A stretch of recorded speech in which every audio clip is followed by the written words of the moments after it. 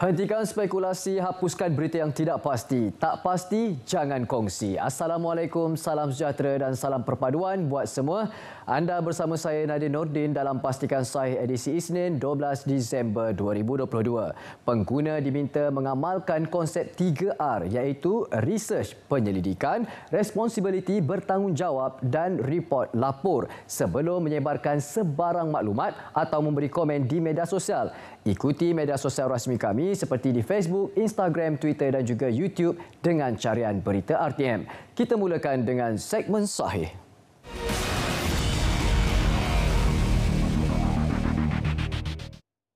Ikuti kenyataan media Kementerian Komunikasi dan Digital berkenaan siasatan awal berhubung insiden ketirisan data peribadi 5 juta penumpang dan kaki tangan AirAsia mendapati berlakunya serangan siber ke atas sistem pelayan AirAsia pada 12 November 2022 yang berpunca dari akses tanpa kebenaran mengakibatkan serangan perisian tebusan. Menteri Komunikasi dan Digital Fahmi Fadzil berkata serangan siber itu berpotensi menyebabkan kebocoran data dan siasatan lanjut masih dijalankan untuk mengenal pasti punca pencerobohan serta impak keseluruhan insiden yang berlaku. Pasukan penyiasatan Kementerian Komunikasi dan Digital yang terdiri daripada Jabatan Perlindungan Data Peribadi JPDP dan Cybersecurity Malaysia CSM telah memulakan siasatan dengan mengadakan perbincangan dengan pengurusan Capital A yang merupakan syarikat induk kepada AirAsia pada 1 Disember 2022. Perincian berhubung kes tidak dapat didedahkan kepada umum ketika ini sementara siasatan masih dijalankan bagi mengelakkan implikasi perundangan serta mengganggu siasatan. Beliau turut menggesa semua pengguna data sentiasa memantau dan mempertingkatkan aspek keselamatan siber dari semasa ke semasa dengan memastikan infrastruktur sistem, pengkalan data serta rangkaian dikemas kini dan selamat. Selain daripada itu, pengguna data hendaklah menggariskan polisi keselamatan siber dan memastikan polisi tersebut dipatuhi sebagai langkah bagi mengelakkan pencerobohan oleh pihak yang tidak bertanggungjawab.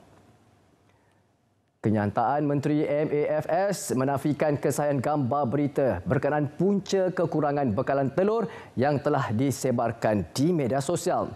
Dalam satu hantaran di Facebook, Kementerian Pertanian dan Keterjaminan Makanan MAFS berkongsi tangkap layar imej seolah-olah laporan berita dengan tajuk bekalan telur kurang kerana ayam enggan bersetubuh.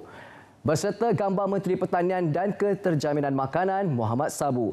Untuk makluman, ini merupakan suntingan akaun palsu dan bukan akaun rasmi Astro Awani. Hantaran yang dimuat naik mengundang perhatian dengan ramai yang menganggapnya sebagai jenaka. Pada masa yang sama, sejumlah pengguna berharap kerajaan lebih tegas menangani penyebaran berita palsu. Seumpama itu dan terdahulu dilaporkan krisis bekalan telur ayam terus membelenggu apabila ia masih sukar dapati di pasaran di seluruh negara.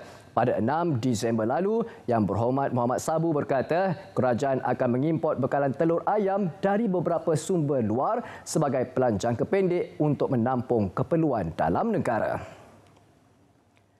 Kenyataan media Kementerian Pendidikan Malaysia mengenai sesi persekolahan bagi kalender akademik sesi 2023-2024 akan bermula 19 Mac 2023 bagi sekolah di negeri kumpulan A dan pada 20 Mac 2023 bagi sekolah di negeri kumpulan B.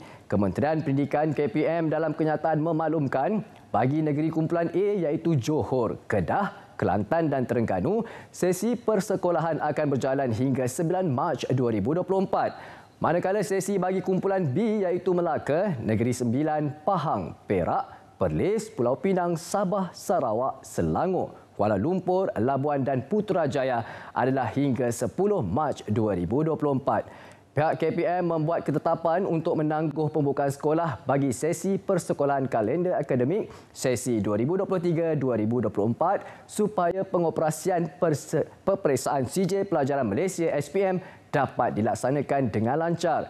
Pihak KPM turut memaklumkan sesi persekolahan bagi kalender akademik sesi 2023-2024 dikekalkan pada Mac 2023 untuk memastikan KPM mematuhi peraturan-peraturan pendidikan iaitu penggal hari dan cuti sekolah 1998-pindaan 2021 yang menetapkan bahawa jumlah hari persekolahan dalam kalender akademik hendaklah tidak kurang daripada 190 hari. Pihak KPM mengambil maklum cadangan daripada beberapa pihak untuk mengembalikan permulaan sesi persekolahan ke bulan Januari. KPM menjelaskan pihaknya sentiasa melihat kepada keperluan dan kesesuaian penyediaan kalender akademik untuk tahun seterusnya bagi memastikan proses pengajaran dan pembelajaran dapat dilaksanakan secara optimum. Kalender akademik sesi 2023 atau 2024 boleh dimuat turun melalui laman sesawang KPM menerusi pautan www.moi.gov.my takwim. Hentikan spekulasi, hapuskan berita yang tidak pasti, tak pasti, jangan kongsi. Berat seketika, kembali selepas ini dengan segmen semasa.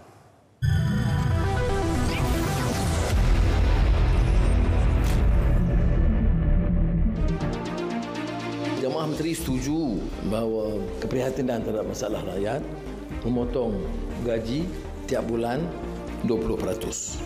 Mulai 1 Januari 2023, cabutan khas perjudian yang sekarang sebagai 22 kali akan turun 8 kali. Sri Zahid minta untuk memfungsikan tugas bencana dan akan mengadakan langkah-langkah segera untuk menghadapi, akan memantau persiapan. Datuk Seri Fadilah diberikan tugas untuk memastikan semua perkara-perkara yang masih tersangkut mengenai MA 63 disegerakan. Kebanyakan ini telah dapat diselesaikan, tetapi ada yang menimbulkan keresahan bagi rakan-rakan kita di Sarawak dan Sabah, itu patut disegerakan.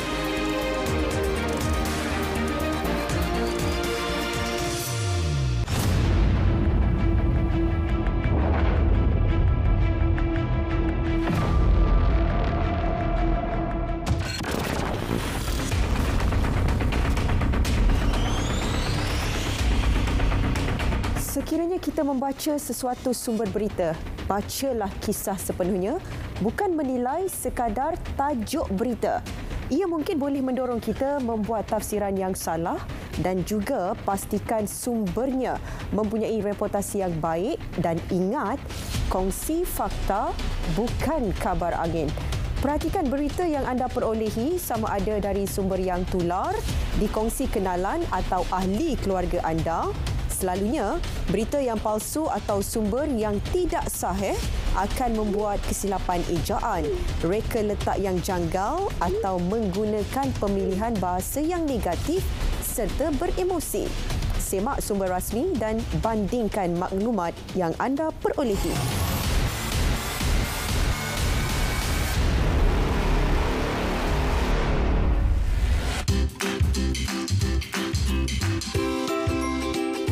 Aedes mudah membiak di dalam air yang bertakung. Cegah pembiakan nyamuk Aedes. Pastikan bekas yang boleh menakung air dibuang dengan betul.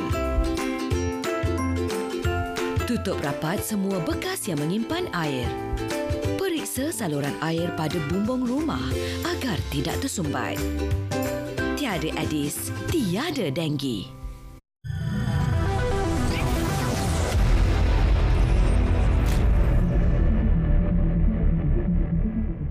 Terima kasih penonton kerana masih lagi setia bersama kami dalam Pastikan Sahih. Seterusnya kita aktifkan segmen semasa.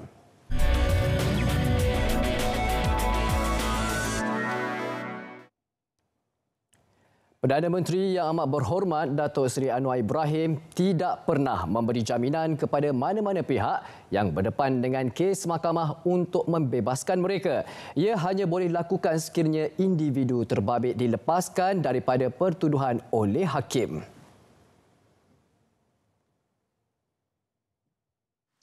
Saya tidak pernah bagi jaminan kepada sesiapa untuk menyatakan akan terlepas daripada hukuman sekiranya diputuskan oleh hakim yang bebas dan adil.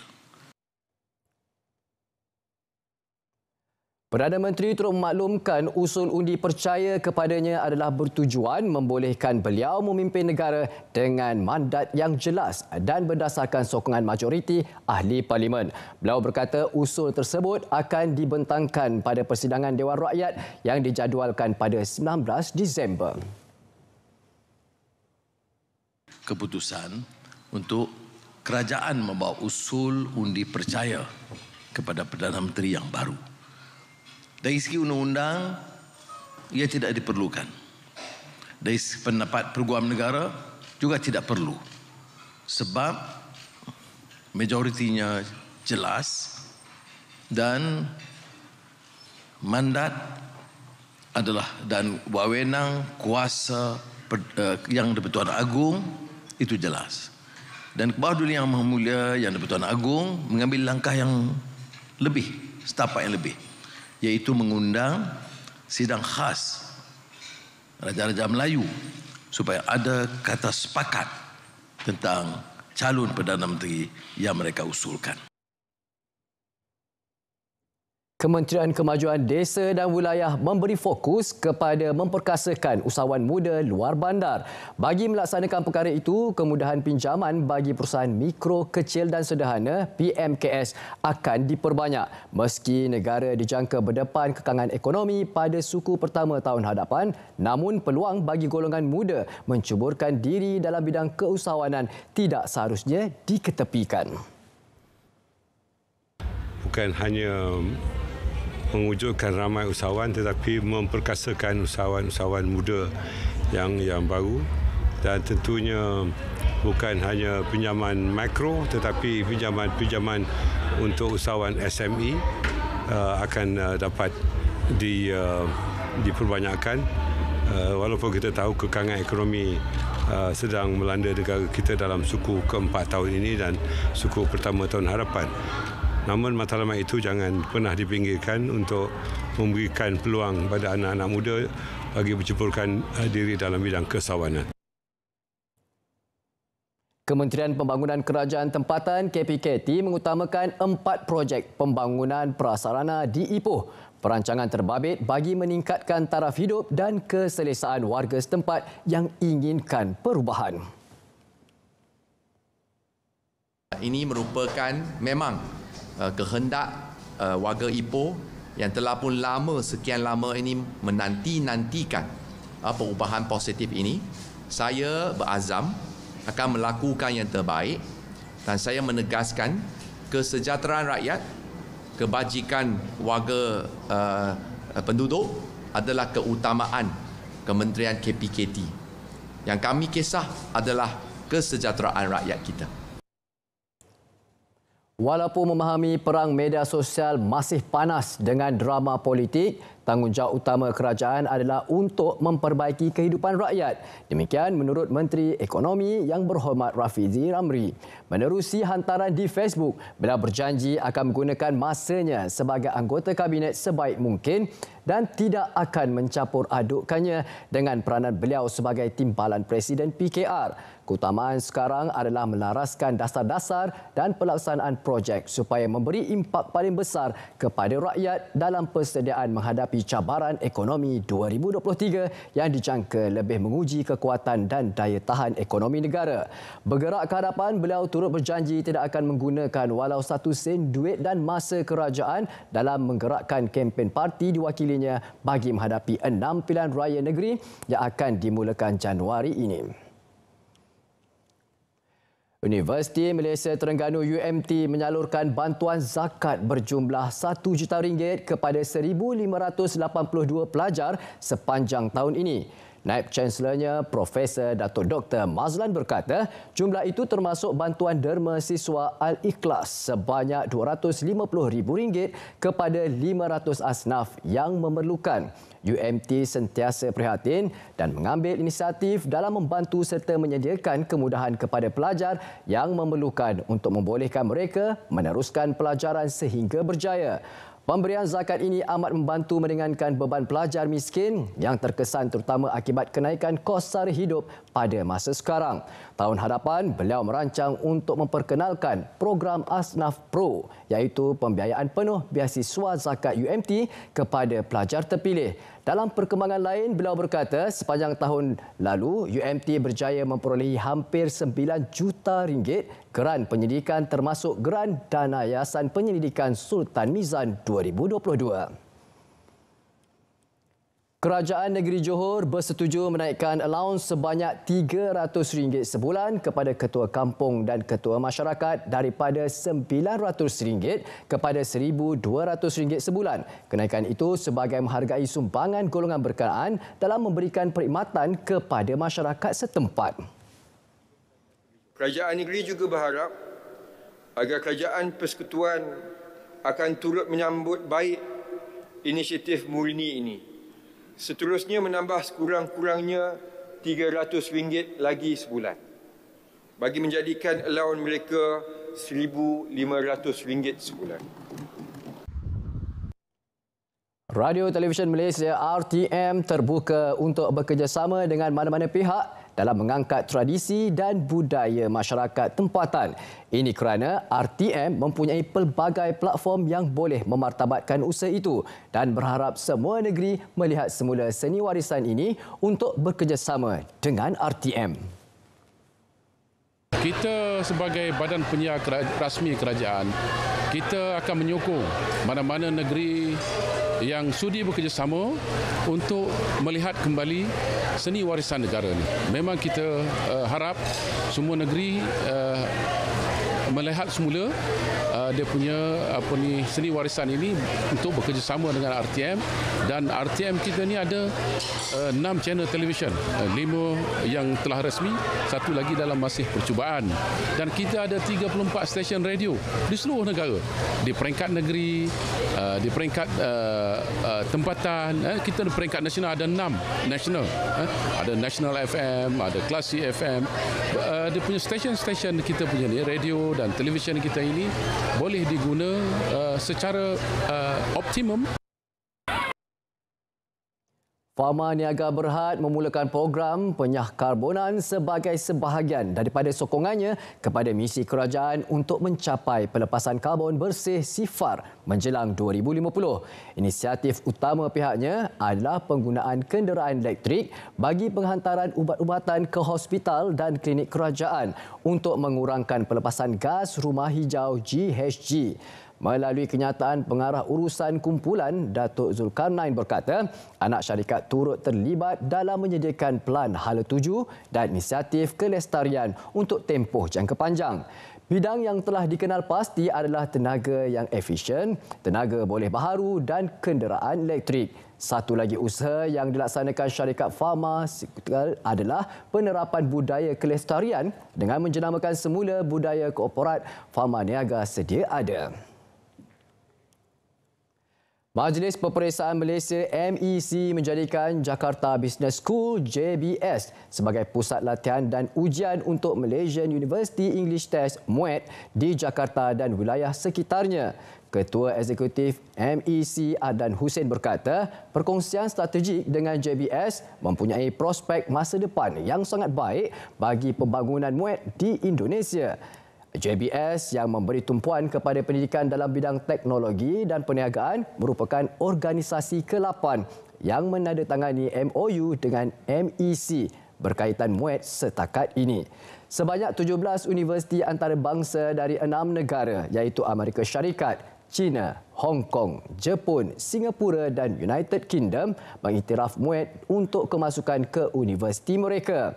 MUET adalah ujian pengusahaan bahasa Inggeris untuk kemasukan pelajar antarabangsa ke universiti di Malaysia adalah serupa dengan ujian bahasa Inggeris sebagai bahasa asing dan sistem ujian bahasa Inggeris antarabangsa. Jabatan Mineral dan Geosains JMG memperluaskan program pengurusan risiko bencana geologi berasaskan komuniti berimpak tinggi CBDRM kepada penduduk kampung Iboi di Baling Kedah.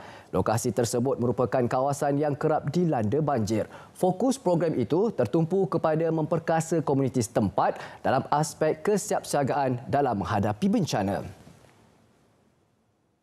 Jadi kita mengharapkan 30 orang komuniti Ibo yang hadir pada hari ini dapat mengambil manfaat daripada program yang kita buat dan kita jalankan pada hari ini. Pengisian program kali ini dijalankan?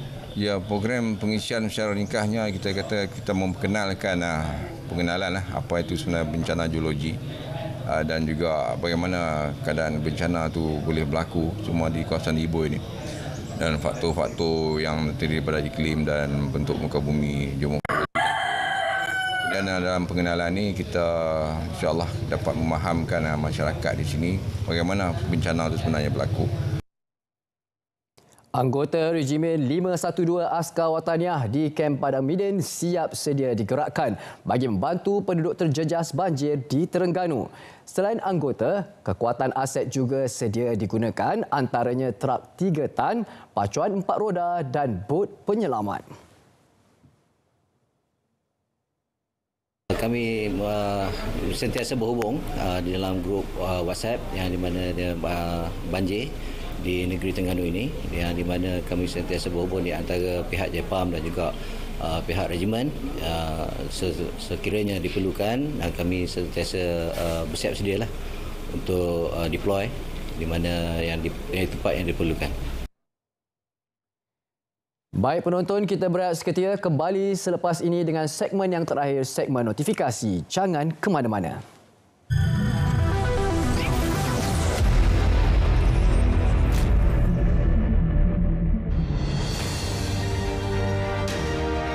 Kerajaan hari ini mempunyai tanggungjawab besar untuk menyatupadukan semua rakyat Malaysia, tak kira kaum, tak kira agama, tak kira bangsa.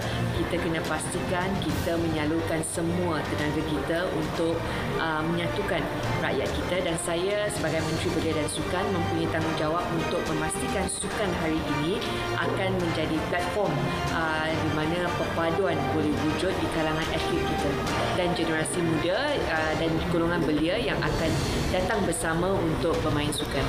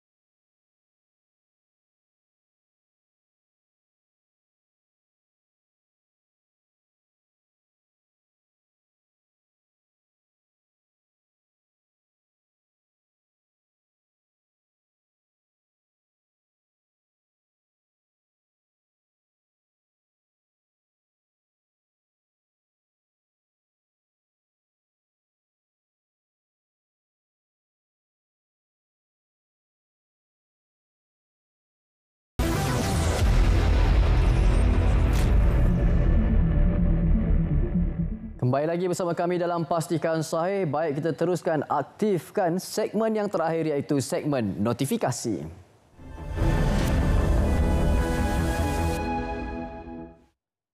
Baik, seperti biasa di segmen yang terakhir, segmen notifikasi ini akan kami war-warkan kepada anda hebahan yang boleh anda ikuti dan sertai. Yuk, sama-sama kita saksikan peminat-peminat bola FIFA World Cup Qatar 2022. Ayo saksikan siaran langsung Rabu ini pada 14 Disember 2022, 2 pagi melalui saluran TV2 dan TV OK. Kita saksikan Argentina menentang Croatia. Ya, Argentina, peminat-peminat Messi. Ayo sama-sama kita saksikan perlawanan ini yang akan diadakan pada hari Rabu ini. Anda boleh saksikan secara langsung di TV2 ataupun TV OK. Siaran ulangannya pada hari yang sama iaitu Rabu 14 Disember pada pukul 8 malam melalui saluran sukan RTM. Kita teruskan maklumat seterusnya. Langkah penjagaan kesihatan kendiri semasa musim banjir. Apa yang perlu kita lakukan? Sentiasa minum air yang telah dimasak atau air terawat yang dibotolkan. Penggunaan air mineral adalah digalakkan. Makan makanan yang telah dimasak sahaja. Ini bagi mengelak kejadian penyakit bawaan air dan makanan seperti yang kita kongsikan bersama dengan anda. Keracunan makanan, hepatitis A, typhoid, kolera dan juga pelbagai lagi penyakit-penyakit lain yang perlu kita elakkan. Ayuh, ini pula maklumat buat anda semua. Tahukah anda, 1 daripada 5 kanak-kanak di Malaysia adalah bantut. Jadi, pastikan anak anda menghadiri pemeriksaan kesihatan berjadual untuk mengetahui status pertumbuhan mereka. Ini perlu dipandang serius. Dan seterusnya kita bawakan adalah tips menangani stres. Jadi kepada anda yang mengalami stres, anda perlu amalkan perkongsian ilmu ini. Antaranya adalah amalkan teknik pernafasan dalam dan rileks. Dan kongsikan perasaan dan bercakap dengan individu yang anda percayai. Dapatkan rehat yang cukup dan jaga kualiti tidur yang baik. Makan makanan yang berkhasiat. Juga tidak menggunakan alkohol, rokok, vape dan bahan terlarang untuk menangani stres. Lakukan senaman bagi keluarkan endorfin dan tingkatkan mood gembira. Kekal positif, hargai perkara serta situasi semasa yang dialami. Cubalah bertenang dan bersikap terbuka. Ini pula adalah maklumat EZ Adu KPDN HEP. Mudahnya buat aduan dengan EZ Adu. Pengguna hanya perlu mengikuti 4 langkah mudah ini. Kemasukan butiran aduan, pengisian laporan aduan, penandaan lokasi aduan, lampiran gambar sebagai bukti. Anda boleh semak aduan anda untuk ketahui status dan tindakan yang telah diambil penguatkuasa KPDN HEP terhadap aduan anda. Ini pula adalah hak dan tanggungjawab penyewa dalam perjanjian sewa beli. Perlu kita fahami, hak sebagai penyewa atau pembeli menerima sesalinan perjanjian sewa beli, memperolehi maklumat mengenai akaun anda. Tanggungjawab penyewa dan pembeli tidak memindahkan atau menjual barangan sewa beli sewenang-wenangnya. Maklumkan pada syarikat kewangan atau bank jika terdapat pertukaran alamat. Amalkan perkongsian tips ini untuk kegunaan kita seharian. Dan ini adalah Jom Sharing, sesi perkongsian ilmu @JPM, Kecemerlangan Pengurusan Keuangan bersama Encik Azman bin Muhammad, Setiausaha Bahagian Audit dalam JPJ. Tarikhnya adalah pada 14 Disember, Rabu, 10.30 pagi hingga 12.30 tengah hari. Hentikan spekulasi, hapuskan berita yang tidak pasti, tak pasti jangan kongsi. Pastikan sahih untuk hari ini. Tamat di sini saja. InsyaAllah kita akan berjumpa lagi pada hari esok pada pukul 3.30 petang di saluran